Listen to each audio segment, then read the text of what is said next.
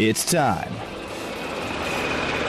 for Talon Talk with the 2nd Combat Aviation Brigade on AFN the Eagle, serving America's best. The man does not tell a lie. We serve you America's best. My name is Army Sergeant Aaron Loy, 207 on this Wednesday, April 1st. A very happy April Fool's Day to you. And I may do something a little silly in the show later as we are on April Fools, but I won't do anything silly right now as we've got Talon Talk on the agenda. Got some special guests, 2 captains in the studio with me. I've got Army Captain Jessica Meyer. Welcome back, ma'am. Thank you, as always. Second to none. Second to none from 2 Cab Land, 2nd Combat Aviation Brigade, if you've never heard the show before. And a new guest to myself, make sure I get this right. Army Captain, is it Kai Gonsalves? That is indeed correct. I said it correct. Well, a very big welcome to you. Thank you very much. I'm glad to be over here today. So for myself and the listener who has not met you before, who are you, where do you work, and what is it that you do? So I work as the Brigade S1 for the 2nd Combat Aviation Brigade, called Osan, also known as Talon 1. So I serve as the senior personnel officer to the brigade command group and to about 3,000 soldiers in Katusa that we have in the formation. Whew, so you are a busy man. Yeah, is the short of it. Busy. Weekdays, weeknights, training holidays, half-day schedules, all the time. Do you just have like a million like phones and emails and like social medias? I mean, I imagine it's a lot of clerical work, right? Yeah, there's a lot. You know, I have a great staff that works with me to where we were able to work through everything. Sure. But regardless, there's still a lot of requirements that come out every day. Well, I have to ask as an S1, and we'll talk a little bit about this later in the show, of course, but as an S1, I mean, is this something that you quote-unquote sign up for? Is this like a special duty of sorts? How does one be the S1? So within our career path, once you're selected into the branch of Adjutant General Corps, most of the positions throughout our company grade years, the lieutenant and captain years, 70% of those positions are coded to be S1 positions. Oh, wow. So regardless, most of us are going to serve not only as S1, but we're going to serve multiple times as S1s in various units. And I imagine it's a good experience to go through because you learn to multitask and minutia and being an octopus of sorts and having your hands all over the place. But a big welcome to the show. Where do you hail from? Where do you call home? I call home the Bronx, New York City. The Bronx. That's right. When were you there last? Oh, wow. I was last there in December 2012. Okay, so a few years ago. Yeah. Hopefully get a chance to go there soon sometime. Yeah. I'll be departing very shortly. Okay. Next month, and I'll be going back home to see the friends and family over there for a little bit. That's awesome. I've been there a couple times. It's a great city. I don't know if I could live there, to be perfectly honest, because it's just so huge and expensive and frenetic, but it is a great city. Yeah, it is a very fantastic city to be at. That's why I love New York City. That's why I love Seoul. And soon enough, I'll be loving Arlington, Virginia as well. Okay, very cool. Yeah, I come from Chi-Town, so from Chicago myself. Captain Meyer, what about you? Where are you from? I'm from Missoula, Montana. Missoula, Montana. I've never been there. What's the claim to fame for Missoula, Montana? The Big Sky, or the Montana Grizzlies, is a football team that plays. So. Well, very cool. I appreciate both you guys being here. Let's get back into the music for now. It's an oldie but a goodie. Mr. is the name of the artist, and Kyrie, you probably recognize the song once the chorus hits.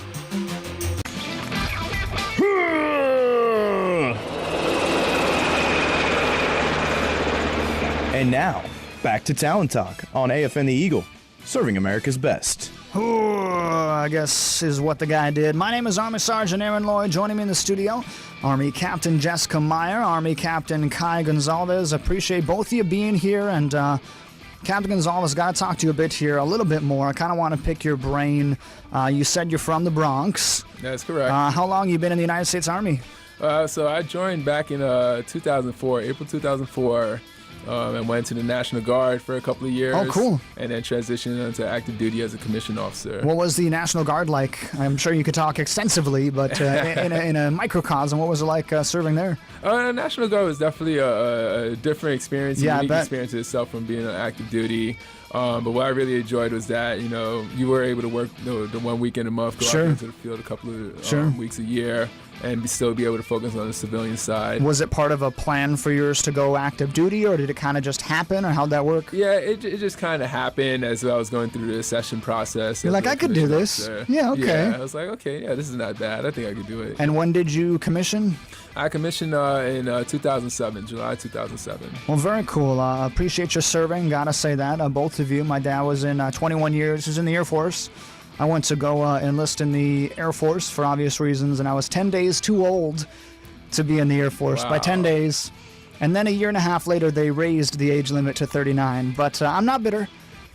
Not at all. I'm joking, of course. I'm a huge fan. I believe things happen for a reason, and happily United States Army, and ironically enough, serving at an air base. So there's definitely some sense of humor and irony there. But I appreciate having you on the show, and you are an S1, correct? That is correct. And for some reason, maybe someone listening right now doesn't know what that exactly means or entails. What does an S1 do? So S1 is responsible for all the personnel functions within an organization. So you're talking about receiving soldiers, out processing soldiers so they can go to the next duty station, evaluations, awards. We do strength management. Just making sure that we also support the command group and that they're able to understand how their manning is and what friction points exist that we may need them to start assisting in manning issues. I wager it's a position, a title that people don't really need or want anything from you until they need or want something from you. Yeah, that's very true. Yep. You're like, oh, now you want to talk to me. Where were you when I needed you then? Uh-huh. But so you're an S1. Obviously, I'm sure you could come on and talk about 11 billion things. But if you had to talk about one kind of emphasis right now, something you really want to put out, what would that be? Well, one thing that I would definitely like to talk about is sponsorship. The Total Army Sponsorship Program, something that the Army has really been emphasizing as of last year. There's some folks out there that think that the Army Sponsorship Program is a voluntary program, but it is not. It is mandatory for everybody E1 through 06 that dons the U.S. Army uniform. Sure.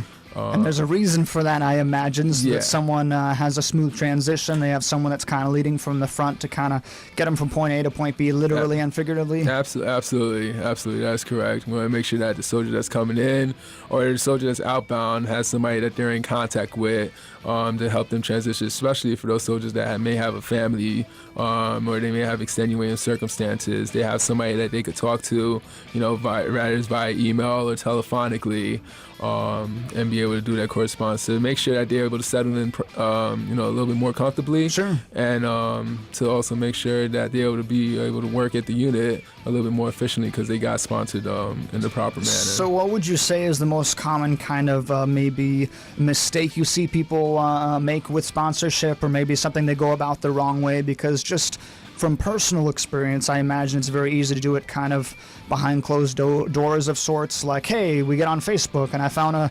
sponsor through the Facebook or the social media or through an email or whatever that doesn't really use the official route. Is that something you see a lot? Yeah, so actually the big thing that I see is just with this being a new system, it's not a lot of people that are following the right protocol, kind of how you had mentioned before, and the repercussion is that soldiers are not receiving their PCS orders. If you can't get your PCS orders, especially in a timely manner, you're not going to be able to out-process in time. Sure. And that has led to some folks being extended here in Korea. And on our end, when we're trying to sponsor soldiers that are coming into the Talon formation, because we have not worked efficiently to make sure that they're sponsored properly, they end up staying at their duty station a longer period of time. Sure. Yeah. So for someone listening right now, maybe they're getting close to maybe the end of their first term and they want to get part of that mandatory program, who do they go through? Do they go to their S1?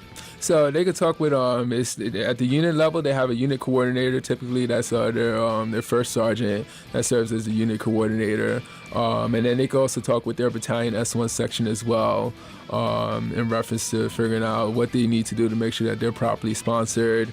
And they could also go into the website www.actnow.com and be able to get more information about the whole sponsorship program.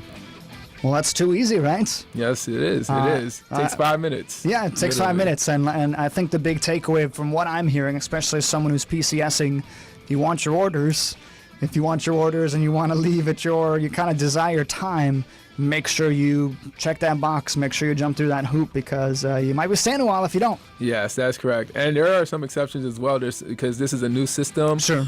There are some bases, like I'll use myself as an example, sure, where it's not populated in the system, and so we have to fill out the manual 5434, DA form 5434. Sure. Until it gets kind of added to the list. Yeah. And then we work through that process to get it routed through to the gaining unit. They fill it out, and then they return it back, and the soldier's orders will be released. Well, I appreciate the advice, the tips. We're going to take our first break here. We got more with Captain Gonsalves and Captain Meyer after this.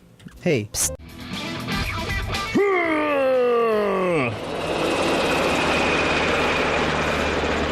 And now, back to Talon Talk on AFN the Eagle, serving America's best.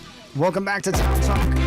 My name is Army Sergeant Aaron Loy. I apologize about that. I got Army Captain Jessica Meyer, Army Captain Kai Gonsalves. Am I saying that correct, sir? Yes, you are. Great job. It's one of the cooler names, so I always like to take my time with names that are cool like that. But I appreciate you being here. If you missed the top of the show, Captain Gonsalves here, the S1. Want to make sure we push that out. We're talking kind of things pertaining to that. Army Captain Jessica Meyer as well from TUCAB. TUCAB Land. TUCAB Land, 2nd Combat Aviation Brigade, if you are unfamiliar. But I appreciate you tuning in. If you missed kind of our first main segment, want to catch you up to speed a little bit.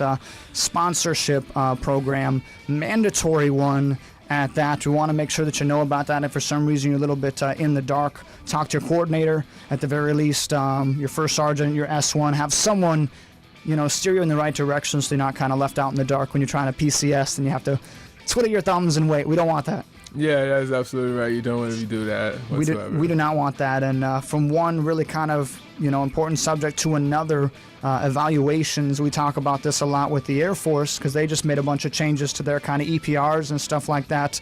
No exception with the Army, right? We're here to talk about like NCOERs, things like that. That is correct. Yes, because as a lot of us know already, the officers, the OER has changed over. Yeah. And we've now started using that system effective April 1st. Now the next step to follow is the NCOERs. And being prepared for that to come out in September 2015. What are the main changes, would you say, that we want to make sure we push out for people to not get totally kind of blown away when it happens? Yeah, the biggest changes that are coming up is how, similar to the OER, the NCOER is going to go from the one standard format that's used from sergeant all the way to command sergeant major to 3 different plates to focus on 3 different styles of leadership. So you'll have one that's focused on the sergeant population, the E5 population, sure. And then you'll have one that will be focused on the sergeant. I'm sorry, the first one will be focused on the sergeant, staff sergeant population, okay. Your junior NCOs, and then your next one will be focused on the sergeant first class to your master sergeant, first sergeant, NCO level NCOs.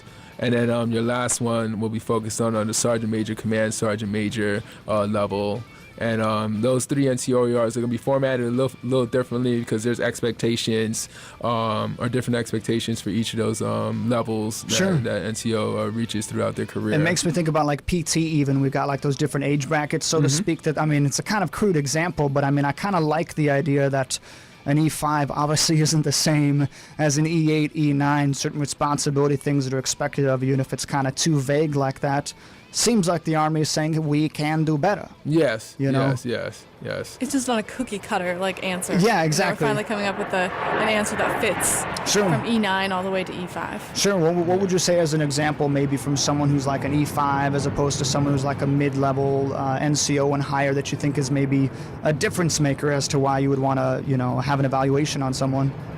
Yeah, so the biggest thing so the biggest thing that we're concerned about as we're looking at this evaluation, or these evaluations, is that, as we go further up, there'll be different, there'll be more of a focus on the narrative text from the senior rater. Okay. So that way they could talk a little bit more about, the leadership style, the lack of a leadership style that exists with that NCO as we go through.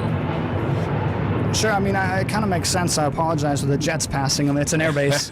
It happens, right? We have jets. But it is a very good point. And the biggest challenge with these, same thing with the Air Force, is that when the change gets implemented, it's very challenging because, like anything in the military, change takes a while. Yes, it does. But I think the biggest thing we want to do is be transparent about the change and why the change is being implemented. Right, you know? absolutely. So if someone has questions about said changes, is there kind of a resource that they can go to, maybe someone in their unit that might be able to speak more knowledgeably on it? Right, so information is being pushed out.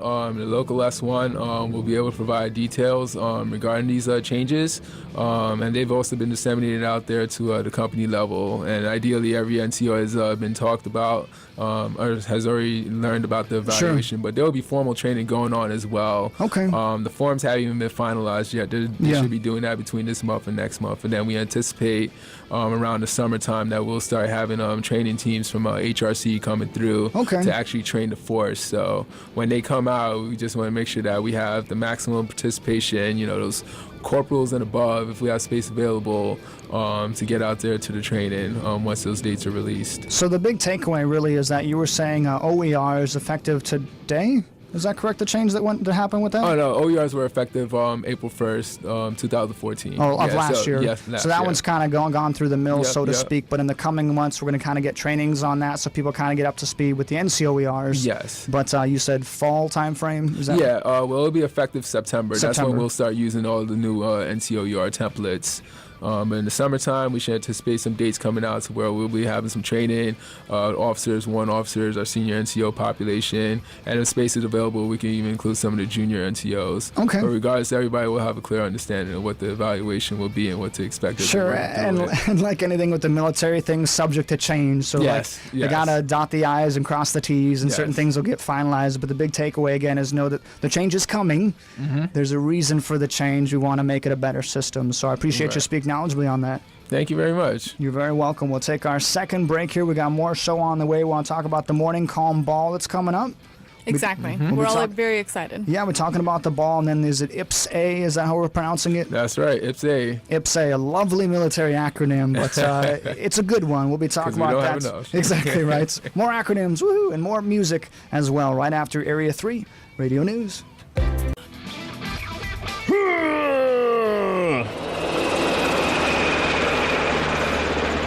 And now, back to Talon Talk on AFN the Eagle, serving America's best.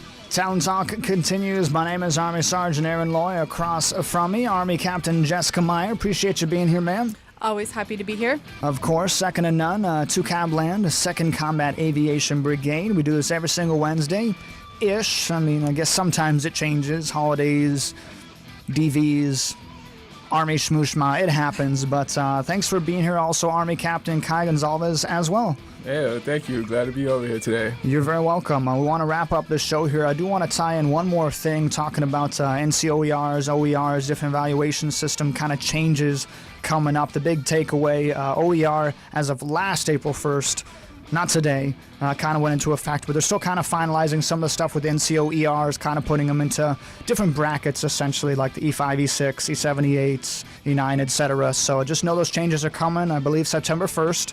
That's when we'll start using it in the field. Yep, but we'll get training and up to speed and make sure the units know and can pass that down, etc. But know it's on its way, and a new thing as well, IPS-A, am I pronouncing this correctly, sir? That is correct. That is the newest Army acronym out there. One of 11 billion. Let's talk about this for a second. What is IPS-A? So IPS-A in a nutshell stands for the Integrated Personnel and Pay System Army.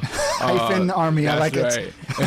And so this system, this is a system of the future that's going to be implemented that's going to allow HR professionals to be able to conduct various personnel and, more importantly, pay transactions for everybody in the formation. So with the implementation of this system, we're going to, the finance mission regarding military pay will be transferred over to the S1s at the various echelons. Interesting. So I'm trying to keep it layman's terms here. I heard something to do with money. Yeah. Is that correct? What would be kind of the barest bone takeaway for this system? Like, what's the main purpose on a base level for just your average Joe? What change is going to affect for them? So I'll tell you one big change that soldiers also need to be concerned about is the ERB and the ORB. Okay. So eventually those products are going to go away, and we're going to have what's called the SRB, the Soldier's Records Brief. Okay. And everybody's gotten several emails about it. Some folks have seen it. Some folks probably have missed it and dumped it straight into the trash can. But the important thing is to go and check it out, because this is going to be the document that eventually is going to be used. I gotcha. For everybody to assess, your strengths, your weaknesses, what next assignment you're going to be at, along with the new evaluation. So you're saying we could do that right now, theoretically? Absolutely. You log into your AKO. Once you log in, on the right-hand side, just scroll down a little bit, you'll see a link for IPS-A. Okay. And on there, you'll be able to check your SRB from there. Because when we were joking during the break, I mean, as you imagine with AFN, and I know you guys as well, we're crazy busy when we get millions of emails, and I'm sure I've gotten the emails on them, but haven't taken the time to do so. But a real big takeaway, it sounds like, is that they're consolidating a lot of information, and we can very much appreciate that in the military, because it seems like we have like 40 different resources and websites and passwords, and I think you'd agree that anything that consolidates those makes our life a little easier, right? And that's right, especially for the HR professional, because it's going to save us a lot of time, be able to provide all the customers with a more efficient service, because we don't have to reach out to different 20 million different systems. Let me pull from here and there and there and call this person and this and that. Systems to make sure that it's updated on your ERB or your ORB properly. Anything that makes it a more well-oiled machine as Big Army, I think, is going to be a very welcome change. So again, the name of that one is IPS-A, IPPS-A. So definitely check that out on your AKO right now. Yes, you can go check that out. Very cool. Other subject I want to get to in a kind of our limited time here, a ball that's coming up. I just saw that Cinderella movie, so the ball's fresh in my mind. It's not going to be a Cinderella ball. Maybe it will be. It's the Morning Calm Ball. Can you guys talk about that? Yeah, so the Morning Calm Ball is to celebrate the aviator. And so we'll be holding that on Friday, May 1st, 2015, over at the Grand Hyatt Hotel in Seoul. Oh, nice. Yes. It'll be a very nice event. The start time will be at 17:15. That's when we'll have our cocktail hour. And then we'll go into the formal portions of the Quad A ball at 18-15 hours. So you said it's for the aviator. This is for a specific set of people, or can anybody? Can I show up? I mean, like anybody. Even you can show up. Okay. I can show up as an AG officer. It's open to anybody. Okay, cool. But yes, but the target audience who will be celebrating is the Army aviator. Okay, so someone wants to partake. Is there something they have to purchase ticket for, sign up for? They go to a specific place to sign up, etc. How does that work? So each soldier within the Talon Brigade, if they go to their company, have a company representative and they have a battalion representative, they have a certain amount of tickets allocated to them. Oh, okay. So they'll be able to go and engage their ticket representative and be able to purchase tickets to go to the event. Hey, I mean, I imagine if this ends up being your one tour in the Republic of Korea, what cooler way to be able to go up in Seoul? You said the Hyatt, right? That's right. Up in Seoul. That'd be a great memory to create, I would imagine. And if you purchase a ticket and you're looking for transportation will be provided. That's included within the price of the ticket as well. Too easy. Definitely check that out. That's May 1st, which is a Friday, you said, right? That's right. So definitely get with your units. And is it more of a formal event, I imagine, because it's a ball? Yes. So the uniform will be military. It'll be your dress blues. Okay. Males will have the bow tie on. Okay. If you're outside, if you're a spouse or a civilian, you would wear appropriate, tasteful civilian attire. Not the type of attire that you would wear to go out to the Ville. Sure, don't wear that, or don't show up like Jim Carrey or Jeff Daniels in Dumb and Dumber. You don't want to show up in the giant, tweed, blue, fluffy, frill blouse. I mean, you could. probably just laugh at you and not with you like Jim Carrey. Yeah, probably get a couple of entertainment. stares. Yeah, right. And the entertainment, Sergeant Lloyd, take it away. Very embarrassing. Well, I very much appreciate that. So definitely check out IPS-A. You can check that out on your AKO, and then the Morning Calm Ball, Friday, May 1st. And you said get with your units, kind of the easiest way to kind of appropriate tickets. That's correct. Very, very cool. We'll take our last break here. We'll be back in 90 seconds to wrap it up. Fun. Welcome back, friendo. It is 2:58. Right now, 62 glorious degrees. Partly cloudy skies right now, and also for the rest of your Wednesday tonight. Low of 44. Tomorrow, warmer, 75. Definitely a chance of rain about midday towards the evening. We're probably going to see some rain your Thursday night, at least according to Wonderground.com. If you want to get some money, some moolah, or some cash, $1 will get you 1,080 Korean won, and that comes courtesy of the DoD Community Bank. If you want to get some gas to fill up that fuel tank, exchange fuel prices unleaded $2.58, premium $2.94. And my good friend, the diesel, $2.99. As we wrap up the show, I want to thank my guests, Army Captain Jessica Meyer from 2Cab Land. It's been a great show. Yeah, it's been great.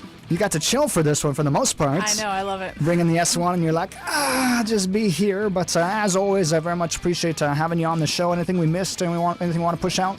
No, just if you have any questions, comments, or concerns, please check out the 2CAB, the 2nd Combat Aviation Brigade Facebook page. You can message us, like us, comment, and any concerns you may have, you can always send us a message. Sure. And then you can always find information about the 2CAB ball that's coming up. Yeah. So just feel free to check that out. It's a great place. It's not a shameless plug, truth be told, because my personal Facebook, I have you guys liked, and you guys post stuff all the time. You're really good about it. Yes. So check that out, 2nd Combat Aviation Brigade on Facebook. And Captain Gonsalves, I appreciate having you on the show. Did we miss anything at all? No. I just want to say is, if soldiers need anything, just visit their local oiler room or go visit their S1. They're the source and a great hub for information for any of their personnel concerns. It's too easy. This is Talon Talk. If you missed a lot of it, we'll try to put it on their Facebook page. You got that to look forward to, but appreciate having both of you on the air. We'll get into our AP Network News.